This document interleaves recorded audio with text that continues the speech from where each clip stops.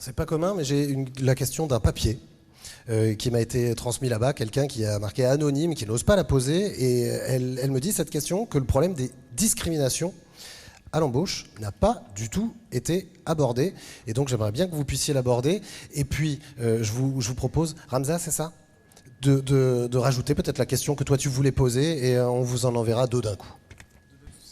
Par exemple, si je voulais être un ambassadeur de l'Europe, dans le cadre de mon parcours en garantie jeune, pourriez-vous nous accueillir à Bruxelles pour nous expliquer mieux ce que vous faites? Par exemple, un groupe de GIS ou...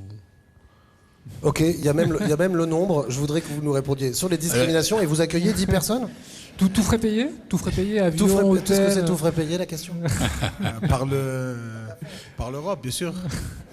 Voilà. Merci, c'est clair. Voilà, il y a un aspect simple dans votre question, il y a un aspect plus compliqué.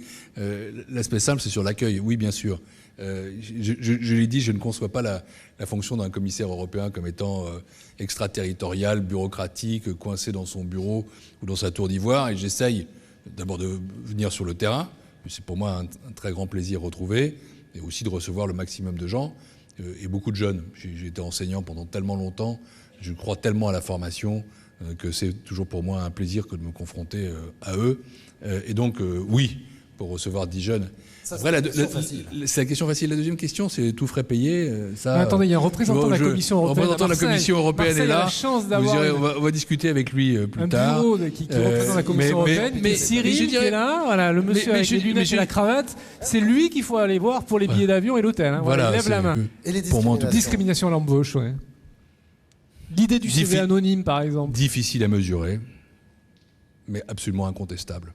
Toute une série d'enquêtes ont été faites, des sondages, des enquêtes tout à fait universitaires, tout à fait scientifiques, qui montrent que selon le nom ou le prénom que vous avez, selon la couleur de la peau, selon l'origine en général, l'accent, vous avez moins de chances de trouver un boulot que dans d'autres situations. C'est absolument incontestable. L'Europe a des textes fondamentaux, notamment ce qu'on appelle une charte des droits fondamentaux, qui dit que nul ne peut être discriminé en fonction de sa religion, en fonction de son origine ethnique, en fonction de la couleur de sa peau, en fonction de ses préférences sexuelles. Et ça, c'est quelque chose qui est un texte qui s'impose aux États membres, qui doivent l'appliquer. L'Europe est une communauté de droits, et c'est une communauté de valeurs. Et c'est absolument indispensable. Moi, c'est un combat qui est le mien depuis longtemps. Et ces discriminations, tout simplement, me révulsent. Elles me révulsent parce qu'elles ne reposent sur rien et qu'elles sont tout simplement l'image même de la bêtise humaine. Ce n'est pas en fonction de tels facteurs qu'on peut juger de la qualité d'un homme ou d'une femme.